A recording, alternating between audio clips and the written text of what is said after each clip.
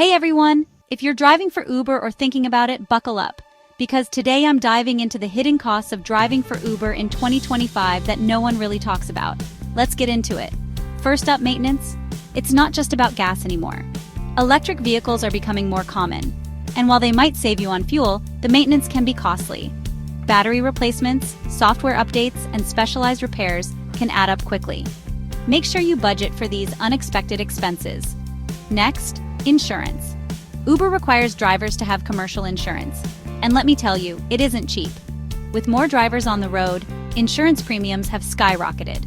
You might be paying double or even triple what you used to for personal auto insurance. Now let's talk about depreciation. Driving for Uber means putting a lot of miles on your car. In 2025, with so many people using ride-sharing services, cars depreciate faster than ever. This affects your car's resale value, meaning you could take a big hit when it's time to sell or trade in. Consider this when calculating your long-term earnings. Another hidden cost? Cleaning and sanitizing.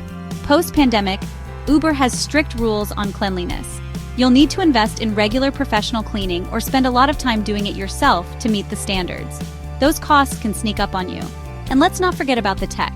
The Uber app itself can use a lot of data, and if you're driving in a city with spotty coverage, you might need a more expensive data plan. Plus, constant use can wear out your phone faster, leading to more frequent replacements. Don't overlook these tech expenses. Lastly, there are the little things that add up.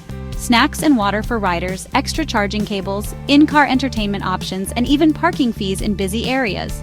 Each of these might seem small on their own, but together they can significantly impact your bottom line. So there you have it, the hidden costs of driving for Uber in 2025.